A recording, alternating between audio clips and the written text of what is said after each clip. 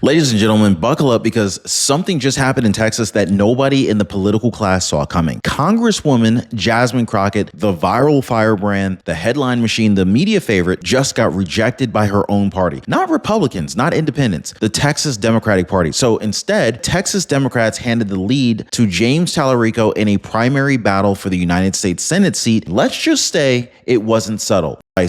There were complaints about delays in Dallas County. There were whispers of irregularities. There were hints of rigged. Now, wait a minute. That language sounds familiar, doesn't it? In a country where Donald Trump is back in the Oval Office, the irony here is thicker than Texas brisket, folks. This is not just about one race. This is about power shifts and party fractures and whether this is a warning shot or a political earthquake. So if you like straight talk with a little bit of bite here and there, be sure to subscribe to the channel, join the movement, and if by the end of this show you're thinking, okay, that was worth it, be sure to tap the like button on the way out. All right, let's go ahead and break this down. Nobody saw this coming. In Texas, the political class assumed Congresswoman Jasmine Crockett was on the fast track. Cable hits, viral committee clips, social media fire. She wasn't just running, she was ascending until she wasn't. So instead of lifting her higher, Democratic primary voters handed the lead to James Talarico in the race for the United States Senate seat. Now, let this sink in. This wasn't Republicans blocking her. This wasn't a red wave. This was the Texas Democratic Party saying, no thanks. That is the earthquake right there, guys. Because when your own party says no, that hits different. Myself and Colin all read, we're about to file a lawsuit to keep the voting polls open. We were able to keep the polls open, but I can tell you now that people have been disenfranchised. The Supreme Court also said that they are to separate any votes out that came in after 7 p.m. So here's the deal. I have no idea how it is that clerks are going to know who was in line by what time, because the rule is that if you're in line by 7, then you get to vote. What this means is that we will not know what votes are to be tallied from Election Day out of Dallas County. For sure, we won't know that tonight. And so they specifically targeted Dallas County, and I think we all know why. And it wasn't a squeaker either. It wasn't some razor thin photo finish. The numbers showed something else. It showed rejection. And in politics, rejection from your own base is louder than defeat from your opponents. The Rising Star storyline, it hit turbulence over in Texas hard. Now let's talk numbers here, shall we? With 69% of expected voters reporting, James Talarico was hitting at 52%. Jasmine Crockett, 47.7%. That gap matters. 6 points in a primary isn't some oops. That's momentum. I mean, you could feel the air leave the room. Early optimism, then tightening margins, then the math. And math doesn't care about your vibes. So there are receipts for how I fight on this level. We know that Mr. Talarico has been on the state level and he's never been engaged in this type of fight. And so we don't know what will happen. We don't know if he will be able to thrive in this environment. What we do know is that in 2021, as I mentioned, breaking quorum, we do know that we broke quorum as a caucus. Mr. Talarico and I were actually in the House together. And ultimately, there were people that decided that they didn't want to continue fighting. He was one of those people. Media chatter had painted Jasmine Crockett as the energetic future of Texas Democrats, the bold voice, the headline grabber. But as precincts rolled in, the story flipped. Suddenly, the future was trailing. Suddenly, the narrative wasn't about elevation. It was about vulnerability. Momentum matters in politics. And this one is moving in the wrong direction for her. What is the sense in Texas of how James Talarico upset Crockett? Yeah, so Congresswoman Crockett definitely came into this race with the name recognition, and these two candidates were fairly similar in terms of their policy positions, but they had two very different pitches for voters. Crockett really pitched herself as a fighter, someone who was going to take on Donald Trump and stand for Democrats, whereas State Representative James Talarico was talking about taking on economic and political systems that are run by billionaires, saying that yes, he was going to take on Trump, but also that he was pitching himself as sort sort of this big tent Democrat who would bring in independents, who could bring in disaffected Republicans, whereas Representative Crockett was really focused on bringing in and juicing the Democratic voter turnout. And so two very different strategies there. And we see that Talarico was the one that ultimately proved successful. But I will also say that it was a very long night last night, and Crockett actually came out and said she did not think that there was going to be a result because there were all of these issues at the polls in Dallas County and also in Williamson County in Austin, near Austin. And there's currently this legal battle going on over whether or not the extra 2 hours of voting that had been granted, if those votes are going to be allowed to be counted at this point. But regardless, based on the numbers, it looks like Talarico has won it here. The optics were brutal because this wasn't just a loss. This looked like a correction, like voters were recalibrating. And when voters recalibrate, careers can wobble. So the numbers come in, the gap widens. And instead of a simple we'll fight on, something else was bubbling up. Concerns, questions, delays. Congresswoman Jasmine Crockett begins pointing to irregularities, mentions delays, suggests something isn't right. And then suddenly the language sounds familiar. Claims about vote timing, questions about counting, concerns about fairness. Now, here's where the irony meter explodes. Because in a country where Donald J. Trump is back in the Oval Office as of March 2026, after years of debates over election integrity, hearing a Democrat raise concerns about election processes, that's a twist. Anybody else find that kind of funny? It's not an attack. It's not an endorsement. It's just interesting. So when the shoe is on the other foot, rhetoric changes real fast. What used to be dismissed as conspiracy talk suddenly becomes procedural concern? Wow. Interesting. Politics is funny like that. Now, here's the real headline, guys. So much attention and money on the Democratic side. James Talarico defeated Congresswoman Jasmine Crockett in that hotly contested primary. In a victory speech, Talarico said he was going to take back Texas. This movement is about whether the people will hold the power in this state and in this country. We launched this underdog campaign 6 months ago in my hometown of Round Rock, Texas. And since then, tens of thousands of Texans have shown up to rally with us in every corner of the state. All right, Jasmine Crockett, meantime, cited voting issues in Dallas and said that, in her words, people have been disenfranchised. Now, there's a lot of big stories coming out right now out of last night's election, and one of them is going to be the Latino vote in Texas. That's really what propelled James Talarico over Jasmine Crockett. And Jasmine Crockett is set to likely, this will likely be the end of her political career as we know it. She had to not run in the primary for her House seat. So I imagine you'll see her leftist nonsense all over the news going forward, including her election denialism here. But that Latino vote you see in Texas is going to be a key indicator going not only into the runoff for Republicans, but also into the general election. This is a base that moved quite frequently. You saw a big move in the 2024 election for those Latino voters toward Republicans. And are we going to see that pendulum swing back? With this runoff coming in May, you will see what is going to continue to be one of the most expensive primary in U.S. history. All eyes on Texas. When you lose your own party's voters and start questioning the process, this tells you something about how unexpected this loss felt for her, because this wasn't supposed to happen. And when the unexpected happens, emotions run high. Now, if you know someone who still thinks Texas politics never shifts, send this video to them right now. So I want to zoom in for a second because the spotlight turned quickly to Dallas County. Delays in reporting, uncertainty about timelines, frustration building, statements suggesting that Republicans had somehow targeted Dallas County. This is some serious language, guys. Election night turned into election suspense. So instead of celebration, there was confusion. Instead of victory speech, there was an early exit energy. Storming out before results finalized, that is not the vibe you want. And again, this wasn't some general election clash. This was a Democratic primary inside Texas, which really makes the drama even sharper. Because when your own party's process becomes the source of your frustration, it signals an even deeper tension there. Now, we got a surprise deficit, questions about counting,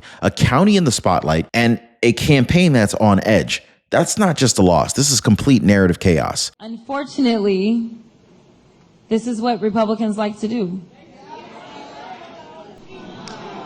So knowing that Dallas County is a big dump of votes, we, in my opinion, will not know the election results overall tonight. We need to see the Dallas County votes to see where they are. I mean, if the early vote comes in, which we may have the early vote soon, if it comes in and I'm losing Dallas County, then we know kind of where this thing is going. So that's my news, is that we're not going to have election results tonight, in my opinion, based upon what specifically is taking place in Dallas County. Unfortunately, this is what Republicans like to do.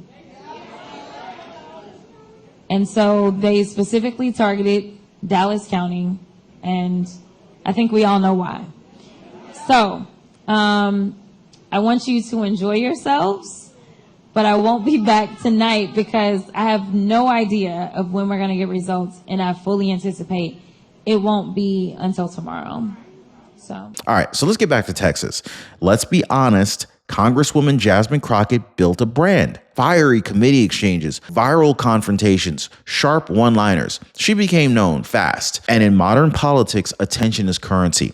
But here's the hard question. Does attention equal votes? Because what this primary suggests is that some Democratic voters in Texas may have wanted something different than Jasmine Crockett. Maybe less spectacle, more steadiness, less viral moment, more long-term positioning. Now, this is not an insult. This is just a contrast. There's a difference between performance politics and policy politics. So when voters shift from one to the other, feels like rejection. This is why this result hits harder than a normal loss, because it hints at fatigue. Fatigue at drama, fatigue with identity first messaging, fatigue with headlines over homework. And when your own base starts looking for substance, that's not just a campaign setback. This is a cultural signal. So I want to talk about the man who benefited from that shift, James Talarico. Now, on the surface, calm, soft-spoken, measured, not explosive, not viral. Now, he doesn't dominate committee clips. He doesn't trend for confrontation. He presents as a thoughtful person, which politically speaking can be powerful. But here's where conservatives are paying attention. Talarico has made theological statements describing God in non-binary terms, language that signals progressive ideology beneath a composed exterior. This is why some on the right see this guy as more strategically dangerous than Jasmine Crockett, because high energy opposition is easier to mobilize against. Measured opposition, that's harder. A loud opponent fires up your base. A calm one sneaks in the middle. I want to start off by thanking Congresswoman Crockett. She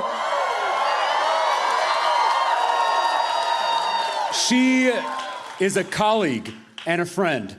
I am so grateful for her voice and her leadership. It was an honor to run this race with her. To the Congresswoman's supporters, I know I wasn't your first choice, but I hope to earn your trust and earn your support. As your Democratic nominee, it's on me to ensure you feel welcomed in, represented by, and proud of this campaign. Together, we're going to do something extraordinary. We launched this underdog campaign 6 months ago in my hometown of Round Rock, Texas. And since then, tens of thousands of Texans have shown up to rally with us in every corner of this state, from Beaumont to El Paso, from Amarillo to Brownsville, and everywhere in between. We have recruited more than 28,000 volunteers who are doing the organizing work all over this state. And we have shattered grassroots fundraising records, all without taking a dime from corporate PACs. This is a people-powered movement to take on this broken, corrupt political system.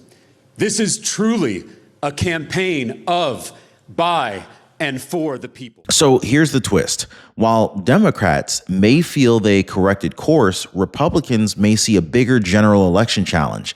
Not flash, but finesse. And in politics, finesse can win quiet voters. Now, here's the uncomfortable truth we all have to live with. For many Republicans, Congresswoman Jasmine Crockett was predictable. Fiery clips, sharp rhetoric, clear ideological lines. Now, that kind of opponent is easy to rally against. She energized the right. Fundraising emails practically wrote themselves. But James Talarico, different animal. Soft tone, measured delivery, less confrontation. That's harder to caricature. And when you're preparing for a general election in Texas, that matters. Because elections aren't just about your base. They're about persuadable voters, suburban moderates, leaners. A loud opponent unifies your coalition. A calm one tests it. So ironically, what looks like a Democratic correction might create a Republican complication. This is why this result isn't just a Crockett story. This is a November story. So zoom out for a second with me, guys, because on the same political landscape, something else happened. Dan Crenshaw, longtime figure, media presence, establishment friendly. He lost his primary. He was defeated by Steve Toth. That's not a ripple here, guys. That's a tremor. You don't unseat an incumbent without energy behind it.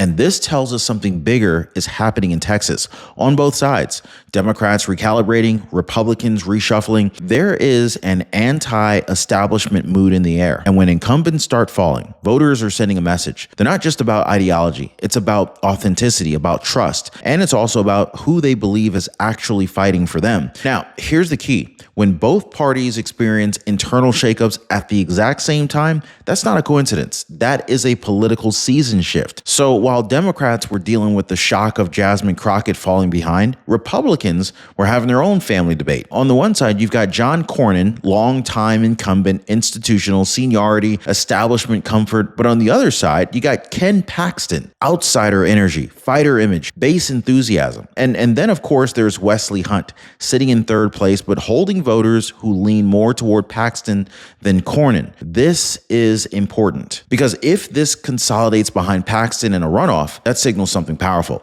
The Republican base in Texas is not looking backwards. They're looking for edge. They're looking for combativeness. They're looking for alignment with a national mood that has shifted since President Trump returned to office. So this is not just about Jasmine Crockett losing. This is about Texas redefining itself. And so when Texas redefines itself, the country feels that. Now, let me ask you something. While politicians fight over power, how long have you been sending power and money to your bank every single month? 30 years? 3 decades? And most homeowners think the only way to pay off a mortgage early is to sell their house, drastically slash their lifestyle, or throw massive sums at the principal. That's what people assume, right? What if you could eliminate your mortgage in just a few years without selling, without becoming a hermit, and without winning the lottery? Imagine waking up with no $3,000, $4,000, or even $5,000 monthly mortgage payment hanging over your head. That kind of freedom changes everything, doesn't it? I created a simple 4-step system to show homeowners exactly how to do this.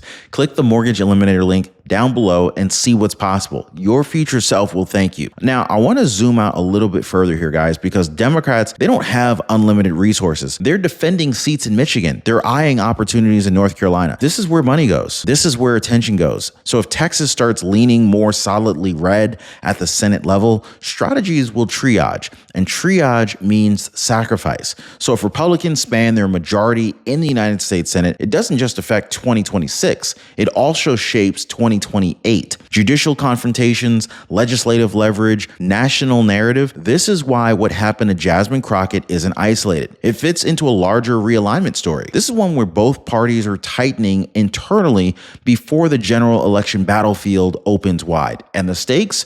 They're not local, they're structural. Now, ask the bigger question here, okay? Was this just a primary loss, or was it a signal? When Jasmine Crockett built her rise, it was powered by visibility, energy, confrontation, viral moments. I mean, it worked for a season, didn't it? But voters are not static, they shift. This is why this primary in Texas may be showing its fatigue. Not outrage fatigue, but maybe performance fatigue. There's a difference here. People can handle disagreement, but what wears thin is the constant spectacle. And when voters start gravitating towards someone like James Talarico, who presents as a calmer person, more measured, less theatrical, this tells you something. It doesn't mean ideology disappeared. It means tone started to matter again. And tone shifts are often the early signs of deeper realignment. Now, remember, this is happening in a moment where Donald Trump's back in office. The country country just went through a major political reset. So when the top resets, the layers below adjust to that. Texas might be adjusting, not left, not right, but inward. That's worth watching though. So now here's where we land this thing, guys. For Republicans celebrating, pump the brakes, guys, because